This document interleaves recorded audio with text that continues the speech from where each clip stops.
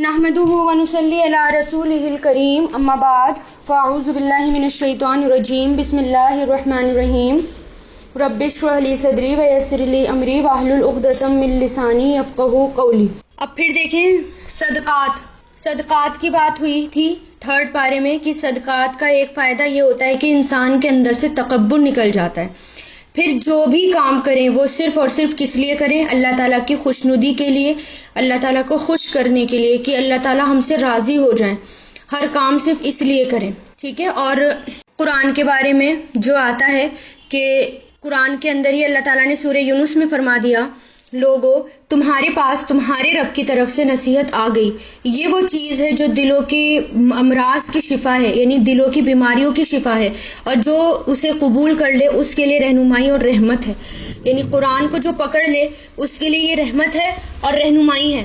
پھر ایک جگہ سورہ یونس میں اللہ تعالیٰ فرماتے ہیں اے نبی کہو کہ یہ اللہ کا فضل اور اس کی مہربانی ہے کہ یہ چیز اس نے بھیجی، یعنی قرآن اس نے بھیجا، اس پر تو لوگوں کو خوشی منانی چاہیے، یہ ان سب چیزوں سے بہتر ہے جنہیں لوگ سمیٹ رہے ہیں۔ تو الحمدللہ آپ کے 3 پارے ہو گئے، اللہ تعالیٰ سے دعا کریں اللہ تعالیٰ میں آخر تک اس میں ثابت قدم رکھے، کوئی چیز ہمیں ہٹا نہ پائے، کیونکہ یہ جو ہے اس پر خوشی منانی چاہیے، کیونکہ اللہ تعالیٰ خود کہہ رہے ہیں کہ یہ وہ چیز ہے کہ انسان کو ملنے کے بعد اس کو خوشی منانی چاہیے۔ آپ بہت خوش قسمت ہیں کہ آپ کو اللہ تعالیٰ نے چنا اور اللہ تعالیٰ نے آپ کو اس میں غور اور فکر کرنے کا موقع دیا، کیونکہ بہت پیاری اور بہت بہترین حدیث آتی ہے۔ ابن رجب کہتے ہیں کہ نفلی اعمال میں عظیم عمل جس کے ذریعے انسان اللہ کا تقرب حاصل کر سکتا ہے وہ قرآن کی کثرت سے تلاوت کرنا اور اس کو غور اور فکر، تدبر اور خوب سمجھ کر سننا ہے۔ یعنی نفلی عبادت میں سب سے بہترین عبادت جو ہے وہ قرآن میں غور اور فکر کرنا، اس کی بہترین تلاوت کرنا، اس میں غور اور فکر کرنا۔ اب دیکھیں کہ صرف تلاوت سے کام نہیں چلے گا، اس میں غور اور فکر کرنا اور اس میں اترنا، یہ سب سے بہترین عبادت ہے آپ کی نفلی عبادتوں میں۔ تو آپ خوش ہونا چاہیے آپ کو، اس وقت آپ اتنا بہترین کام کرتے ہیں اور آپ مل کر غور اور فکر کرتے ہیں قرآن میں، جو سب سے عظیم عبادت ہے آپ کی اس تمام نفل عبادتوں میں۔ اور پھر دیکھیں کہ ایک صحابی ہے خباب بن ارت، انہوں نے کسی آدمی سے کہا جتنی تمہارے اندر طاقت ہے اللہ تعالیٰ کا قرب حاصل کر لو، یعنی اللہ تعالیٰ کے قریب ہو جاؤ، اور خوب جان لو کہ تم ہرگز بھی کسی بھی چیز کے ساتھ اس کا قرب حاصل نہیں کر سکتے جو اس کے کلام سے بڑھ کر محبوب ہو، یعنی اللہ تعالیٰ کے قرآن سے بڑھ کر انسان کو اللہ تعالیٰ کا قرب حاصل نہیں ہو سکتا۔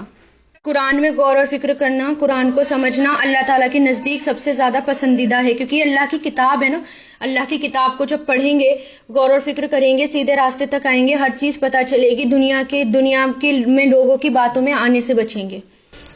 دیکھیں اعوذ باللہ من الشیطان الرجیم بسم اللہ الرحمن الرحیم، سورہ آل عمران آیت نمبر 92 4 پارہ۔ لن، ہرگز بھی نہیں، لن دیکھیں میں نے صدقے کی بات ریپیٹ کری اور یہاں پر اس لیے ریپیٹ کری تھی کیونکہ یہاں پر بھی دیکھیں صدقے سے شروعات ہو رہی ہے 4 پارے کی، اور اس آیت میں ذرا بہت غور فکر کرنا، بہت وسیع معنی ہیں اس آیت کے۔ لن، ہرگز بھی نہیں، تنالو، تم پا سکو گے۔ میں نے بتایا تھا نا لن جب کسی بھی ورڈ کے آگے لن لگ جاتا ہے، فعل کے آگے، کسی بھی فعل کے آگے جب لن لگ جائے، فعل مضارع میں آتا ہے ویسے لن، تو جب فعل مضارع کے آگے آتا ہے ایک تو وہ جزم کر دیتا ہے فعل مضارع کو، دوسرا اگر نون ہے تو نون کو گرا دیتا ہے، تنالونا تھا تنالو ہو گیا، نون گر گیا یہاں سے لن کی وجہ سے، اور پھر جب لن لگ جاتا ہے تو اس کے معنی ول ناٹ میں ہو جاتا ہے، ٹھیک ہے۔ اور اگر فعل مضارع کے آگے لم آ جائے، لام میم زبر لم، تو اس کے معنی ڈڈ ناٹ میں ہو جاتے ہیں، پاسٹ میں چلے جاتے ہیں، لیکن اب اس کے معنی فیوچر میں جا رہے ہیں۔ لن، ہرگز بھی نہیں، تنالو، تم پا سکو گے۔ تنالو اس کے روٹ میننگ ہے، روٹ لیٹرز ہیں نون یا لام، یعنی اس چیز تک پہنچنا جس کی انسان خواہش رکھتا ہو، یعنی اس چیز تک پہنچنا جس کی انسان خواہش رکھتا ہو۔ تنالو، انسان نیکی کی خواہش رکھتا ہے نا، نیکی تک پہنچنا چاہتا ہے، تو اللہ تعالیٰ کیا کہہ رہے ہیں، ہرگز بھی نہیں پا سکو گے البر، نیکی کو، بر، با را اس کے روٹ لیٹرز ہیں، بر کہتے ہیں، جنت کے لیے بھی بر آتا ہے، خیر الہی کے لیے بھی بر آتا ہے، یعنی اللہ تعالیٰ کی طرف سے خیر، اور رحمت، رضائے الہی، یہ سب بر میں آ جاتے ہیں۔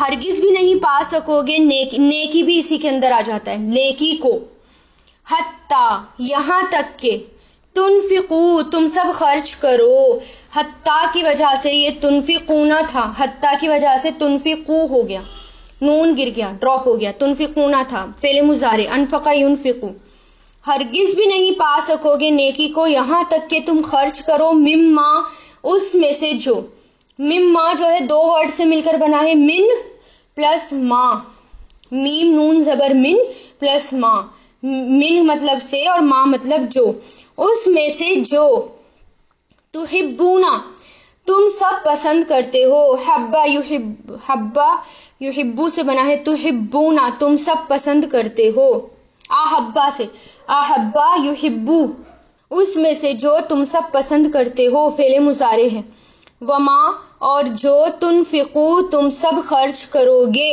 فعل مضارع انفقا ینفقو، اور جو تم سب خرچ کرو گے، من شیئن کوئی چیز، فإن اللہ تو بے شک اللہ بھی اسے علیم خوب جاننے والے ہیں۔ یعنی اب دیکھیں پہلے تھرڈ پارے میں کیا کہا گیا، ردی اور خراب چیزیں صدقہ مت کرو، صدقے میں یہ آیا، ٹھیک ہے، یعنی سورہ بقرہ میں آیا تھا، یہ حکم گزر چکا ہے کہ صرف خراب اور ردی چیزیں صدقے میں نہ دیا کرو، بلکہ اچھی چیزوں میں سے اللہ تعالیٰ کے راستے میں خرچ کرو۔ اب اس آیت میں اور آگے بڑھ کر کہا جا رہا ہے کہ صرف یہی نہیں کہ اچھی چیزیں اللہ کی راہ کے لیے دو، بلکہ کبھی کبھار یا بلکہ یہ بھی کرا کرو کہ جن چیزوں سے تمہیں بہت زیادہ محبت ہے اس کو اللہ کے راستے میں نکالو۔ صحیح معنوں میں تو وہی قربانی ہے نا؟ قربانی کیا ہوتی ہے؟ جس میں ہماری نفس جو ہے وہ محسوس کرے کہ ہاں ہم نے قربانی دی ہے، ٹھیک ہے، اور جب ہم کچھ نکال دیتے ہیں، مان لی اچھی چیزیں ہوتی ہیں لیکن ہمیں پسند نہیں ہوتی اور ہم اللہ کے راستے میں دے دیتے ہیں اور ہم بہت خوش ہوتے ہیں ہم نے اچھی چیز دے دی، لیکن اللہ کا قرب اور زیادہ قرب حاصل کرنا ہے اللہ کا، تو وہ چیزیں بھی دو جو تمہیں محبوب ہوں، اچھی ہوں۔ کہہ رہے نا اللہ ہرگز بھی نہیں پا سکتے نیکی کو یہاں تک کہ تم خرچ کرو اس میں سے جو تم پسند کرتے ہو، اور جو تم خرچ کرو گے تو بے شک اللہ اسے خوب جاننے والے ہیں۔ جب یہ آیت نازل ہوئی اور آپ صلی اللہ علیہ وسلم نے صحابہ کرام کو سنائی تو صحابہ کرام نے فوراً اس پر عمل کیا۔ حضرت عمر فاروق نے اپنی ایک باندی تھی ان کے پاس، سب سے زیادہ محبوب تھی، اس کو اللہ کے راستے میں اللہ کے لیے خیرات کر دیا۔ اسی طرح حضرت عمر کے صاحبزادے تھے بیٹے عبداللہ، انہوں نے بھی اپنی ایک کنیز کو خیرات کر دیا جو ان کو سب سے زیادہ محبوب تھی۔ بخاری اور مسلم میں ابو طلحہ کی روایت آتی ہے کہ حضرت ابو طلحہ جو تھے ایک بہت مالدار صحابی تھے، مسجد نبوی کے سامنے ان کا ایک باغ تھا جس کا نام بہرہ تھا، اس باغ میں آپ صلی اللہ علیہ وسلم کبھی کبھار تشریف لے جایا کرتے تھے، وہ یہاں کا خوش ذائقہ پانی پیا کرتے تھے۔ جب یہ آیت نازل ہوئی تب حضرت طلحہ آپ صلی اللہ علیہ وسلم کے سامنے حاضر ہوئے اور کہا یا رسول اللہ، میرا تو سب سے زیادہ پیارا مال میرا یہی باغ ہے، میں آپ کو گواہ بناتا ہوں کہ میں نے اس کو فی سبیل اللہ صدقہ کر دیا، اللہ تعالیٰ مجھے اس کی بھلائی عطا فرمائے اور اپنے پاس میرے لیے اس بھلائی کو ذخیرہ کر دے، جمع کر دے۔ آپ کو اختیار ہے، یعنی انہوں نے آپ صلی اللہ علیہ وسلم کو اختیار دے دیا کہ آپ جہاں چاہیں اس باغ کو خرچ کر دیں، جس کو چاہیں بانٹ دیں۔ آپ صلی اللہ علیہ وسلم یہ بات سن کر بہت خوش ہوئے اور فرمانے لگے یہ تو بہت ہی نفع بخش بات ہے، یعنی بہت فائدے کی بات ہے، یعنی اتنا قیمتی باغ اس کو اللہ کی راہ میں دے رہے ہو، میری رائے یہ ہے کہ تم اس کو اپنے چچا زاد بھائیوں میں بانٹ دو، اپنے رشتہ داروں کو دے دو۔ تو آپ صلی اللہ علیہ وسلم کا فرمان سن کر حضرت طلحہ نے اس باغ کو چچا زاد بھائیوں میں بانٹ دیا۔ اب پھر اس طرح دیکھیں کہ کافی صحابیوں نے اپنی پسندیدہ چیزیں اللہ کے راستے میں خرچ کر دی تھی، ٹھیک ہے، تو ہمیں بھی کیا ہے، آپ بھی یہ سوچیں کہ کیا میری پسندیدہ چیز ہے میں اللہ کے راستے میں خرچ کر دوں، اور پھر یہ دیکھیں کہ اپنے رشتہ داروں کو دینا بھی بہترین صدقہ ہوتا ہے، یعنی بہترین چیز بھی کبھی کبھار اپنے رشتہ داروں کو بھی دینی چاہیے۔ اور تحفوں کے بارے میں بھی آتا ہے کہ اگر آپ کسی کو تحفہ دیں تو وہی چیز دیں جو آپ کو پسند ہو، بہترین چیز بھی تحفے میں دیں، تو یہ سب اللہ کے قرب، ان سب چیزوں سے اللہ تعالیٰ کا قرب حاصل ہوتا ہے۔ اب ہم کیا کرتے ہیں، ہر شخص اپنے آپ کو نیک سمجھتا ہے، چھوٹے موٹے اچھے عمل کر کے مطمئن ہو جاتا ہے. حقیقی نیکی اور تقویٰ اس کے حصے میں آتی ہے جب وہ اپنی محبوب چیزوں کو اللہ کے راستے میں خرچ کرتا ہے. یہاں پر بر میں نا بہت وسیع معنی ہے. بر میں وسعت پائی جاتی ہے، وسعت یعنی بہت پھیلاؤ، اور خیر کثیر یعنی بہت بڑی خیر، یعنی تم خیر کثیر نہیں پا سکتے جب تک محبوب چیز خرچ نہ کرو. یہ بھی بر کے معنوں میں آتی ہے، یعنی تم اس وقت تک کامل یعنی مکمل متقی نہیں بن سکتے جب تک کہ محبوب چیزوں میں سے خرچ نہ کرو. اور بر کے معنی جنت بھی ہیں، یہاں جنت تک نہیں پہنچ سکتے جب تک محبوب چیزوں میں سے خرچ نہ کرو. اور محبوب چیزیں کیا ہوتی ہیں؟ انسان مال کی محبت میں مبتلا ہوتا رہتا ہے تو اس مال کو اللہ کے راستے میں لگانا، کیونکہ سب سے زیادہ پسندیدہ مال ہوتا ہے. پھر اولاد سے انسان کو بہت محبت ہوتی ہے، اس اولاد کو اللہ کے دین کے کام میں لگانا، اس پر ابھارنا. جیسے مریم، پیچھے آپ حضرت مریم کے بارے میں پڑھ چکے ہیں. حضرت مریم کی والدہ نے اپنی اولاد کو اللہ کی نظر میں کیا تھا، ہے نا. اور اسی طرح اپنے بچوں کو صرف اپنی ذاتی خدمت کی بجائے، یعنی یہ نہیں کہ بڑھاپے میں ہمارا سہارا بنیں گے اور ہماری خدمت کریں گے. سہارا تو ہمارا صرف اللہ تعالیٰ ہوتے ہیں. ہمیں کسی اور پر ڈیپینڈ نہیں ہونا، ہمیں اپنی اولاد تک پر ڈیپینڈ نہیں ہونا، بلکہ ہمیں اپنی ذاتی خدمت کی بجائے اللہ کے دین کی خدمت میں انہیں لگانا چاہیے. اسی طرح اپنا آرام، اپنی نیند سب قربان کر کے اللہ تعالیٰ کے خاطر کھڑے ہونا. یہ کیونکہ انسان آرام بہت پسند ہوتا ہے نا، انسان کو نیند کتنی محبوب ہوتی ہے. اس نیند میں سے اٹھ کر تہجد میں کھڑے ہو کر قیام کرنا، یہ دیکھیں اس سے نفس کچلتی ہے. اپنے اوقات یعنی وقت، اپنا دل، اپنی مشغولیات میں سے وقت نکال کر سنجیدہ کاموں میں لگانا، جیسے تعلیم سیکھنا اور سکھانا. یہ بھی اللہ تعالیٰ کے قرب ہے. اس میں بھی آپ بہت چیزوں کو قربان کرتے ہیں، اپنا وقت قربان کرتے ہیں، آپ اپنا سب کچھ قربان کرتے ہیں. اسی طرح باقی اور چیزیں بھی جو ہمارے لیے پسندیدہ ہوتی ہیں انہیں دوسروں کے لیے پسند کرنا. پھر مال، اولاد اور اپنا آرام، نیند، وقت سب کچھ اللہ کی راہ میں لگانا. آپ صلی اللہ علیہ وسلم نے فرمایا، اس ذات کی قسم جس کے ہاتھ میں میری جان ہے، تم میں سے کوئی بندہ اس وقت تک مومن نہیں ہو سکتا جب تک اپنے بھائی کے لیے خیر میں سے وہی پسند نہ کرے جو اپنے لیے پسند کرتا ہو. یعنی دوسروں کے لیے وہی پسند کرے جو اپنے لیے پسند کرتا ہو. حضرت علی رضی اللہ تعالیٰ عنہ نے اپنے غلام کو 3 درہم دے کر بازار بھیجا تھا کہ کپڑا لائے. جب وہ لایا تو ان میں سے ایک کپڑا جو 2 درہم کا تھا، اس کو انہوں نے چھو کر دیکھا، یعنی اس چیز کو انہوں نے چھو کر دیکھا، وہ چیز انہیں اچھی لگی تو انہوں نے اس کو اپنے غلام کو دے دیا کہ یہ کپڑا تمہیں زیادہ بہتر تمہیں لگے گا. یعنی انہوں نے منگایا اور پھر اس کو دیکھا، ان کو اچھا لگا اور انہوں نے اسی کو وہ کپڑا دے دیا. تو صحابی یہ کام بھی کرا کرتے تھے. حضرت ابو طلحہ انصاری رضی اللہ تعالیٰ عنہ نے اپنا بیر واحدہ کا باغ، یعنی ایک بیر کا باغ تھا ان کے پاس، بہت زیادہ پھلدار تھا اور اس کے میٹھے پانی کا کنواں بھی تھا، تو وہ بھی آپ صلی اللہ علیہ وسلم کو پسند تھا، جس کے بارے میں ابھی بتایا وہ دے دیا. اسی طرح بہت بے شمار قصے آپ کو ملیں گے جو یہ آیت سن کر صحابہ کرام نے اپنی قیمتی چیزیں اللہ کے راستے میں صرف کر دی. کلو مطلب تمام یا ہر یا تمام. طعام کھانا، طعام کہتے ہیں کھانے کو، تمام کھانا، سارا کھانا، تمام کھانا تھا. ہلن حلال، ہلن یہ مصدر ہے، ٹھیک ہے نا، حلال.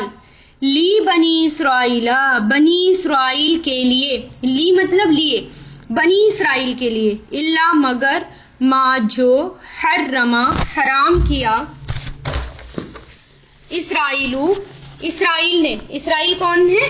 حضرت یعقوب علیہ السلام، کیونکہ ان کا نام دوسرا اسرائیل تھا. علی نفسی، اپنی نفس پر، من قبلی، اس سے پہلے، ان کے، تنزلہ، نازل کی جاتی، تنزلہ کے نازل کی جاتی. نون، زا، لام اس کے روٹ لیٹرز ہیں، ٹھیک ہے. نازل کرنا بھی اسی ورڈ سے آتا ہے، انزلہ بھی اسی ورڈ سے آتا ہے. یہ ہے نزلہ، نزلہ ینزلو، نزلہ ینزلو اور نزل، ٹھیک ہے. اور نزل کے میننگ ہوتے ہیں ٹھہر ٹھہر کر نازل کرنا، دھیرے دھیرے نازل کرنا جب شد آ جاتا ہے، اور یہ مجہول ہے.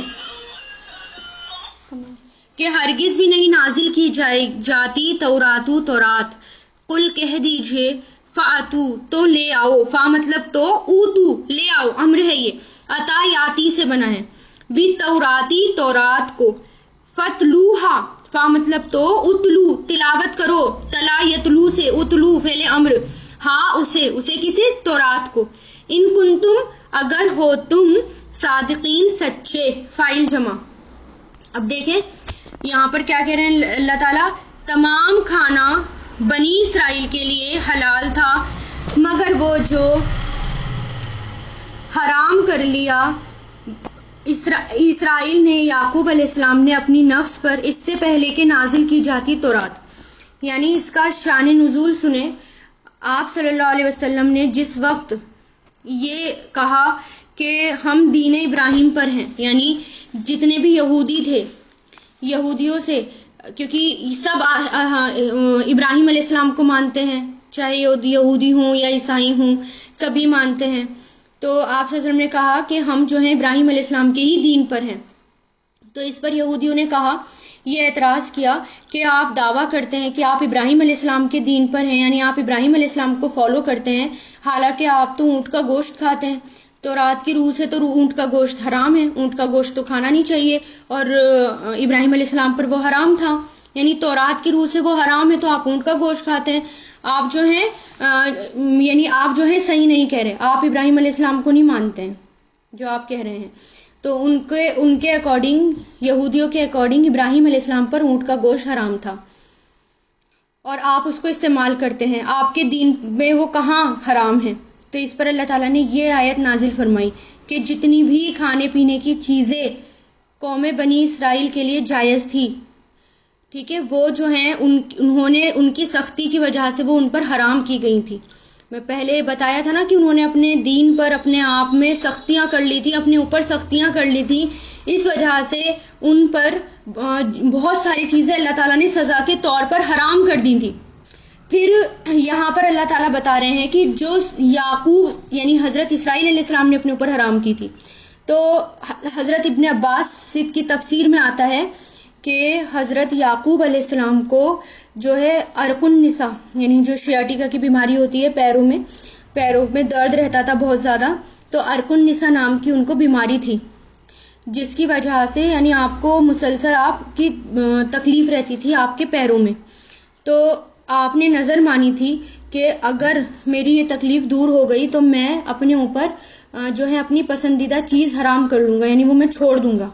یعنی ان کو حضرت یعقوب علیہ السلام کو اونٹ کا گوشت بہت زیادہ پسند تھا، تو انہوں نے اس اونٹ کے گوشت کو کھانا چھوڑ دیا تھا. ٹھیک ہے، پھر اللہ تعالیٰ نے یہی بات وحی کے ذریعے بتائی کہ ساری چیزیں ان کے لیے حلال تھی سوائے وہ جو حرام کر لیا تھا حضرت یعقوب نے اپنی نفس پر، اس سے پہلے کہ نازل کی جاتی تورات. اور یہ بات کب ہوئی تھی؟ تورات نازل ہونے سے پہلے. تورات تو بہت بعد میں نازل ہوئی ہے، یہ تو بات اس سے پہلے تھی. تو یہ تورات میں کیسے ہو سکتی ہے یہ بات؟ تورات میں تو ہے ہی نہیں یہ بات. تو یہی اللہ تعالیٰ بتا رہے ہیں. اور پھر اس سے ہمیں یہ بھی پتہ چلتا ہے کہ حضرت یعقوب علیہ السلام کی شریعت میں یہ کرنا جائز تھا. ہم نہیں کر سکتے ہیں اپنے اوپر کوئی چیز حلال یا حرام، کیونکہ وہ نبی تھے، حضرت یعقوب علیہ السلام نبی تھے، اور وہ کوئی ایسا کام نہیں کر سکتے جو اللہ تعالیٰ کو پسند نہ آئے، کیونکہ نبی جو ہیں اللہ کے حکم کے ہی تابع دار ہوتے ہیں. تو ہو سکتا ہے ان کی شریعت میں وہ جائز ہو یہ کرنا، نظر مان کر کوئی چیز چھوڑ دینا، لیکن ہماری شریعت میں یہ نہیں ہے. ہم کسی چیز کو اپنی مرضی سے حلال حرام نہیں کر سکتے. اور پھر انہیں اونٹ کا گوشت سب سے زیادہ پسند تھا، اس لیے شفا حاصل ہونے پر انہوں نے ایسا ہی کیا. پھر دیکھیں کہ جب عیسیٰ علیہ السلام آئے تو عیسیٰ علیہ السلام نے آ کر یہی کہا تھا کہ میں تمہارے لیے نبی ہوں اور میں اس لیے بھیجا گیا ہوں تاکہ جو چیزیں تم پر حرام ہیں اب وہ میں حلال کر لوں. تو اس سے کیا پتہ چلا کہ اچھی چیزیں ان کے اوپر سزا کی وجہ سے حرام کر دی گئی تھیں. تو پھر آپ صلی اللہ علیہ وسلم ان لوگوں سے یہ کہہ رہے ہیں، ان کو اب چیلنج دیا گیا. اب اللہ تعالیٰ ان سے کہہ رہے ہیں کہ ان سے کہہ دو، اچھا تو اگر تم سچے ہو تو لے کر آؤ تورات اور مجھے بتاؤ اور تلاوت کرو اس کی کہ تورات میں یہ سب چیزیں کہاں لکھی ہوئی ہیں. یعنی یہ سب چیزیں تورات میں کہاں لکھی ہوئی ہیں کہ ابراہیم علیہ السلام سے اونٹ کا گوشت حرام چلا آ رہا ہے؟ اگر ایسا لکھا ہوا ہے تو مجھے دکھاؤ، جبکہ تورات میں ایسا کچھ بھی نہیں لکھا ہوا تھا. آگے دیکھیں، فمن تو جو کوئی افطرا گڑھ لے، اس نے گڑھ لیا، یہ فعل ماضی ہے، تو جو کوئی گڑھ لے، گڑھنا یعنی اپنی طرف سے کوئی بات بنانا، خیالی پلاؤ بنانا یا اپنی طرف سے کوئی بات گھڑ کر کسی اور کو بتا دینا، وہ افطرا ہوتا ہے۔ یہ فعل ماضی افطرا، یفتری، اور افطری فعل امر، اور فا، را، یا اس کے روٹ لیٹرز ہیں۔ تو جس نے گھڑ لیا، علی اللہ، اللہ پر، کذبا، جھوٹ، من بعدی، بعد، ذالکا، اس کے، فاولئکا، تو یہی لوگ ہیں، ہم الظالمون، جو ظالم ہیں۔ یعنی اب اللہ تعالیٰ کہہ رہے ہیں اس کے بعد اگر کسی نے اپنے پاس سے جھوٹ گڑھ لیا تو وہ لوگ ظالم ہیں۔ مطلب کہ قرآن اور سنت سے کسی چیز کی دلیل مل جائے تو پھر بھی اس کو جھٹلانا ظلم ہے۔ یعنی آپ کو قرآن اور سنت سے کوئی دلیل مل گئی، پھر بھی آپ اس کو اپنی مرضی سے جھٹلا رہے ہیں، یعنی اپنا دماغ لگا لیا، اپنے لاجک، فالتو کے لاجک پیش کرے اور اس چیز کو جھٹلا دیا، تو کیا ہوا؟ یہ ظلم ہے، ایسا کرنے والا ظالم ہے۔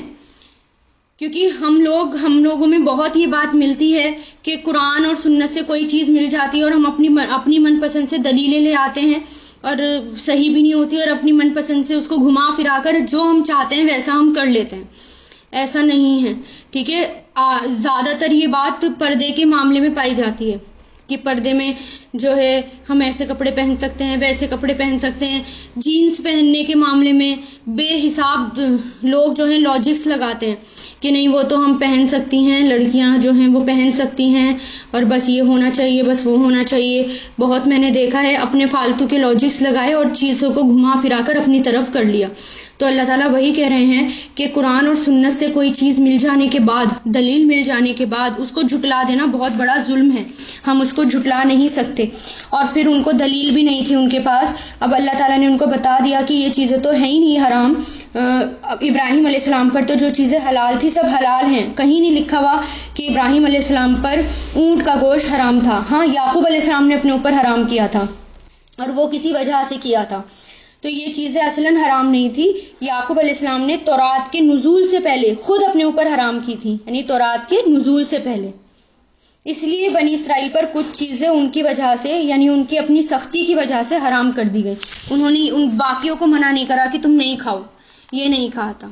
پھر آیت 95 دیکھیں، قل، کہہ دیجئے، صدق اللہ، صدق، سچ کہا، اللہ، اللہ نے، فاتبعوا، تو پیروی کرو، اتبعوا، پیروی کرو، فالو کرو، مانو، اتبع، یتبی، اتبع، یتبعوا، اتبی، تا، با، عین اس کے روٹ لیٹرز ہیں۔ تو پیروی کرو، امر ہے، یہ حکم دے رہے ہیں اللہ تعالیٰ۔ ملت ابراہیم، ملت ابراہیم کی، دیکھیں کیا کہا اللہ تعالیٰ نے آپ صلی اللہ علیہ وسلم سے، ان سب سے یہ کہہ دو کہ اللہ تعالیٰ سچ کہہ رہے ہیں، پیروی کرو ملت ابراہیم کی، حنیفن، جو یکسو تھے۔ یکسو مطلب صرف اور صرف اللہ کے راستے پر چلنے والے تھے، اللہ کے راستے کے علاوہ کسی اور کے راستے پر چلنے والے نہیں تھے۔ وما کانا، اور نہیں تھے وہ، من المشرکین، مشرکوں میں سے، ٹھیک ہے۔ وما میں یہاں پر نہیں میں آئے گا، نہیں تھے وہ مشرکوں میں سے۔ تو اللہ تعالیٰ کہہ رہے ہیں کہ ان سے کہہ دو ملت ابراہیم کی پیروی کرو، ابراہیم علیہ السلام کے دین کو ہی مانو، کیونکہ وہی دین بھی آپ صلی اللہ علیہ وسلم کو دیا گیا، انہی کے فٹ سٹیپ پر چلو۔ ملت ابراہیم کی، جو یکسو تھے، وہ مشرکین میں سے نہیں تھے۔ اب ملت ابراہیم کی خصوصیات کیا تھی، یعنی فضیلتیں کیا تھیں، کیا تھا ان کے دین میں، کہ صرف اللہ کی پیروی کرنا، اللہ کے علاوہ کسی کو بھی نہیں ماننا۔ دوسرا، اللہ تعالیٰ کے ساتھ کسی کو شریک نہ ٹھہرانا، جیسے یہودیوں نے اور عیسائیوں نے اللہ تعالیٰ کے ساتھ شریک ٹھہرا دیا، اللہ تعالیٰ کے بیٹے بنا دیے، عزیر علیہ السلام اور عیسیٰ علیہ السلام کو اللہ تعالیٰ کا بیٹا بنا دیا۔ تیسرا، اللہ نے جو چیزیں حلال کی ہیں اس کو حلال سمجھنا، اور جو چیزیں حرام کی ہیں اسے حرام سمجھنا۔ اپنی طرف سے حلال حرام انسان نہیں کر سکتا، صرف اور صرف اللہ ہی کے حق اختیار میں ہے یہ سب۔ چوتھا، آخرت کی جزا اور سزا پر یقین رکھنا، آخرت میں جزا اور سزا ہے اس بات کا یقین رکھنا، یہ ملت ابراہیم میں تھا، ٹھیک ہے۔ اب دیکھیں آیت نمبر 96، انا، بے شک، اولا پہلا، بیتی گھر، ودیع جو بنایا گیا یعنی رکھا گیا، ودیع مطلب ہوتا ہے رکھا گیا، سیٹ اپ کیا گیا، بنایا گیا، وداع سے بنا ہے یہ، واو دال عین اس کا روٹ لیٹرز ہیں اور یہ مجہول ہے، وداع اور یودعو تو ودیع جو رکھا گیا، بنایا گیا، للناسی لوگوں کے لیے، الذی وہ ہے جو ببکتا مکہ میں ہے، ببکتا جو مکہ میں ہے، مبارکن برکت والا، وہدن اور ہدایت، للعالمین تمام جہانوں کے لیے، سارے جہانوں کے لیے۔ اب اس میں کیا ہے، اہل کتاب کا یہ اعتراض تھا کہ پہلے بیت المقدس کی طرف منہ کر کے نماز تم پڑھتے تھے، پھر اس کو چھوڑ دیا، تو ان کا وہ جواب دیا جا رہا ہے کہ سب سے پہلا جو گھر تھا شروع سے ہی جو بنا تھا وہ تو بیت اللہ ہی تھا، اور وہ گھر، وہ خطہ، وہ گھر بہت مبارک والا ہے، بہت بابرکت ہے، اس کے اندر برکت ہے، ٹھیک ہے۔ تو کیونکہ جو دیکھیں سب سے پہلا جو گھر تھا وہ تو وہی بنایا گیا نا، جو ہمیں قرآن سے پتہ چلتا ہے، اور کہ سب سے پہلا گھر اور سب سے پہلی مسجد وہی بنائی گئی تھی۔ تو یہ جو بنایا گیا تھا بیت المقدس، یہ تو پہلے بعد میں بنایا گیا تھا، ٹھیک ہے، سلیمان علیہ السلام کے ٹائم پہ یہ بعد میں بنایا گیا تھا۔ تو اس سے پہلے یعنی سب سے بڑا جو سب سے برکت والا گھر ہے وہ یہی والا گھر ہے، کیونکہ وہ یہ بھی اعتراض کرتے تھے کہ تم نے بیت المقدس کی طرف رخ کر کے تم نماز پڑھتے نہیں ہو، اس کو چھوڑ دیا اور تم اب جو ہے بیت اللہ کی طرف نماز پڑھتے ہو۔ تو اس کا جواب دیا جا رہا ہے کہ سب سے پہلا گھر جو بنایا گیا تو وہ وہی ہے، اور وہ مکہ میں ہی ہے، اور وہ برکت والا ہے، وہ ہدایت ہے سارے جہانوں کے لیے، کیونکہ اس سے پہلے سب سے پہلے تو وہی اسی کی بنیاد رکھی گئی تھی نا، زمین پہ کچھ اور نہیں تھا، سب سے پہلی عمارت ہی وہی بنائی گئی تھی، اور پھر سب سے پہلے نبی آئے، پھر ابراہیم علیہ السلام، نوح علیہ السلام، سب کہاں کس طرف نماز پڑھتے تھے، یہ تو بعد میں آیا ہے بیت المقدس، ٹھیک ہے۔ اور پھر برکت کا مطلب ہے کسی چیز میں اضافہ ہونا، پھر حرم میں دیکھیے ایک نماز کا ثواب 1,00,000 کے برابر ہو جاتا ہے، ایک نیکی جو ہے ایک نیک عمل میں بہت زیادہ برکت ہو جاتی ہے، جو صدقہ وہاں کرتے ہیں، جو قرآن وہاں پڑھتے ہیں، جو عمرہ وہاں کرتے ہیں یا جو حج کرتے ہیں، ان ساری عبادت کا اجر اور ثواب کئی زیادہ گنا بڑھ جاتا ہے، برکت ہو جاتی ہے۔ پھر آپس میں محبتوں کی برکت ہو جاتی ہے، سب ساتھ مل کر اجتماعی عبادت کرتے ہیں، ٹھیک ہے، جو دل پر اثرات ڈالتا ہے، اللہ کی محبت میں اضافہ ہوتا ہے، دنیا کے خاطر نہیں بس اللہ کے خاطر سب ایک ہو جاتے ہیں وہاں جا کر۔ اور پھر حج اور عمرہ کرنا جو ہے فقر اور گناہوں کو دور کرتا ہے، آپ صلی اللہ علیہ وسلم نے فرمایا ایک کے بعد ایک حج اور عمرہ، ایک کے بعد ایک حج اور عمرہ کیا کرو، کیونکہ یہ دونوں فقر اور گناہوں کو اس طرح ختم کر دیتے ہیں جیسے بھٹی لوہے، سونے اور چاندی کے میل کچیل کو ختم کرنے والی چیز ہوتی ہے، یعنی سب سے پہلی مسجد دنیا میں یہی بنائی گئی تھی۔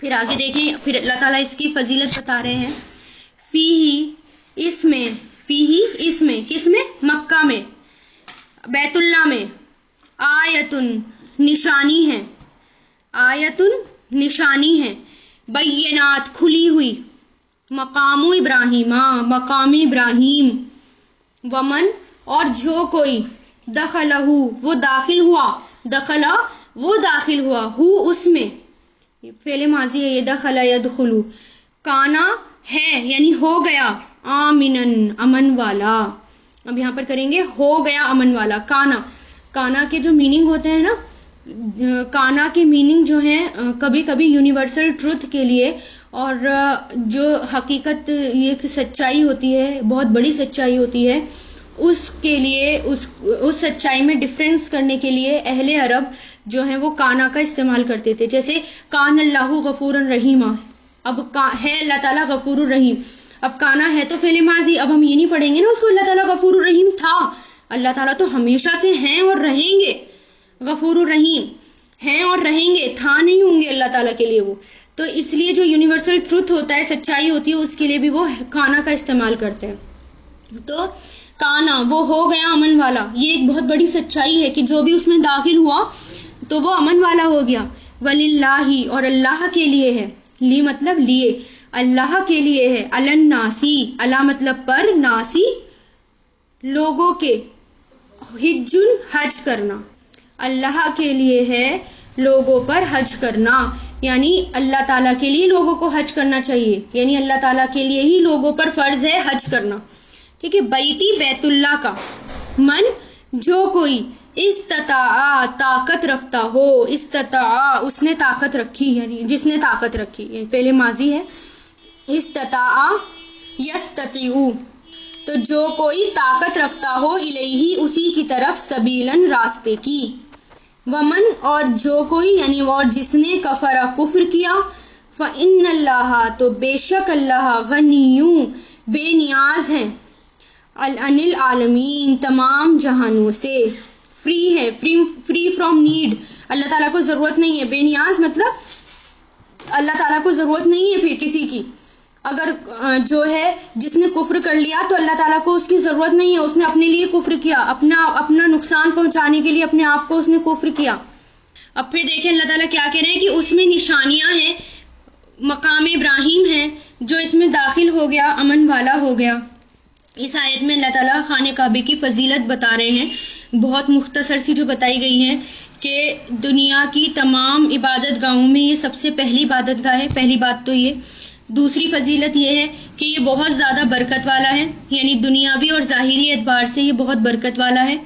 مکہ اور اس کی بنجر زمین میں ریگستان ہونے کے باوجود ہمیشہ اور ہر موسم کے پھل، سبزیاں، تمام ضرورت کی چیزیں ہر وقت آسانی سے یہاں پر مل جاتی ہیں.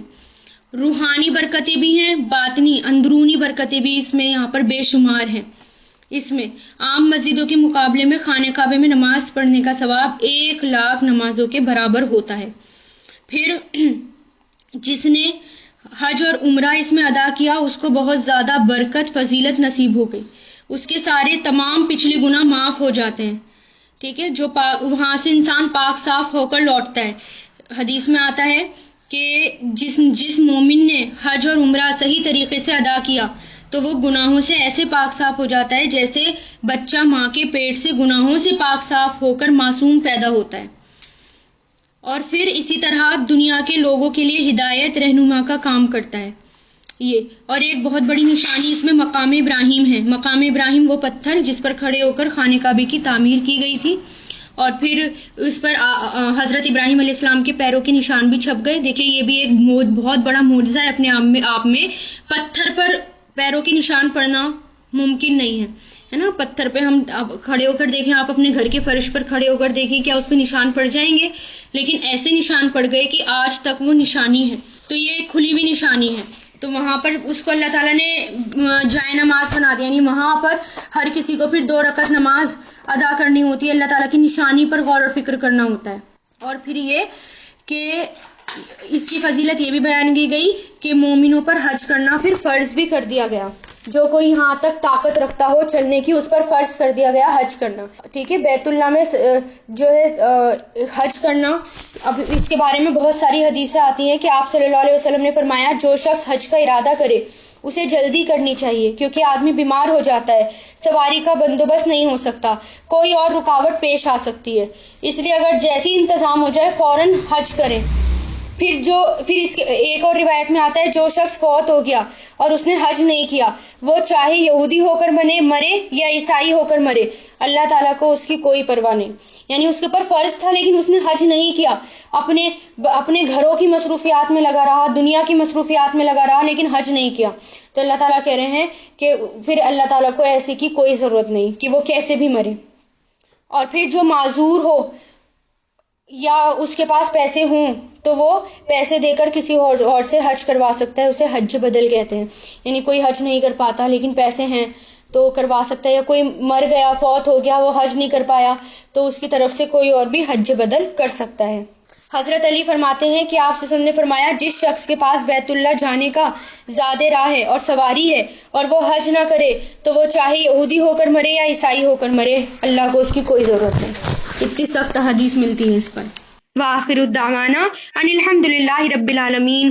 سبحانک اللہم و بحمدک ونشہد ان لا الہ الا انت نستغفرک ونتوب الیک.